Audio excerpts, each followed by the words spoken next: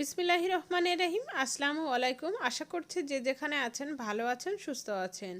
নতুন একটা রেসিপি আজকে আপনাদের সঙ্গে শেয়ার করব। অসম্ভব মজার এই রেসিপিটি আশা করছি আপনাদের খুবই ভালো লাগবে।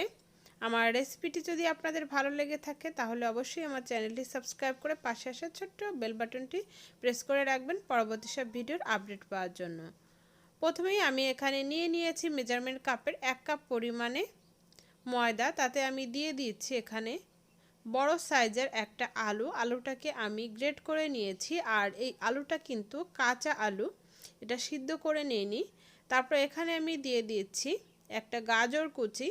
গাজরটাকেও আমি গ্রেটার দিয়ে গ্রেট করে নিয়েছি, তবে আপনারা চাইলে কিন্তু হাত দিয়েও কেটে নিতে পারবেন এভাবে করে। তারপর এখানে আমি দিয়ে দিলাম একটা টমেটো।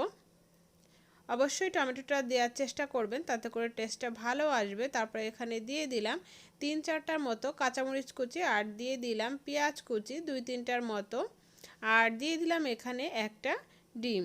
দিয়ে দিচ্ছি স্বাদ মতো লবণ। তারপর এখানে দিয়ে দিচ্ছি হাফ চা চামচ পরিমাণে, হাফ চা চামচের থেকেও কম পরিমাণে শুকনো মরিচের গুঁড়া, সামান্য পরিমাণে হলুদের গুঁড়া। আপনারা চাইলে হলুদের গুঁড়াটা বাদ দিতে পারেন। 1 চা চামচ পরিমাণে আদা রসুনের পেস্ট, হাফ চা চামচ পরিমাণে জিরার গুঁড়া। এখন সমস্ত উপকরণগুলোকে একসঙ্গে খুব ভালোভাবে মিশিয়ে নিতে হবে। আর এখানে কিন্তু কোনো ধরনের পানি ব্যবহার করা যাবে না, আমরা এখানে পানি ছাড়াই এটাকে খুব ভালোভাবে মেখে নিব। এই পর্যায়ে চাইলে কিন্তু এখানে আপনারা ধনেপাতা কুচিও ব্যবহার করতে পারেন। এই যে খুব ভালোভাবে আমি সমস্ত উপকরণগুলোকে মিক্স করে নিয়েছি।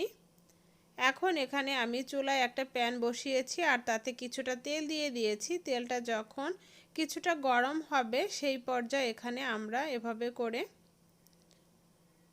পেঁয়াজুর মতো করে দিয়ে দিব। তবে আপনারা চাইলে কিন্তু ছোট বড় আপনাদের পছন্দ মতো এগুলা ভেজে নিতে পারবেন।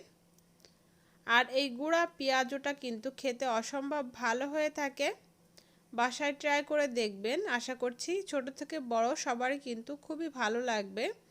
আমি এখানে বেশ কয়েকটা একবারে দিয়ে দিব। আর এটা ভাজতে কিন্তু খুব বেশি তেলের প্রয়োজন হয় না। এই যে এখানে আমি বেশ কয়েকটা দিয়ে দিলাম। এখন অপেক্ষা করব একটা পাশ ভাজা হয়ে যাওয়া পর্যন্ত। একটা পাশ যখন এরকম ভাজা হয়ে যাবে তখন আমরা উল্টে দিব।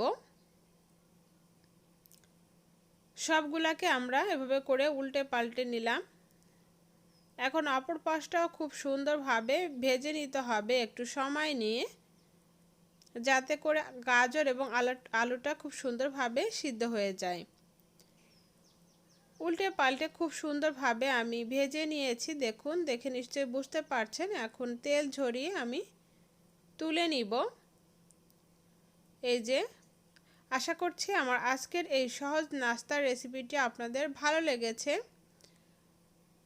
বিকালে চায়ের সঙ্গে কিন্তু এই নাস্তাটা খেতে অসম্ভব মজার হয়ে থাকে। ঝটপট আপনারা তৈরি করে নিতে পারবেন। রেসিপিটা ভালো লেগে থাকলে আমার চ্যানেলটি সাবস্ক্রাইব করতে একদমই ভুলবেন না। সেই সাথে ফ্রেন্ড এবং ফ্যামিলির সঙ্গে রেসিপিটা শেয়ার করবেন। আজকের মতো এ পর্যন্ত। সবাই ভালো থাকবেন, সুস্থ থাকবেন। আল্লাহ হাফেজ।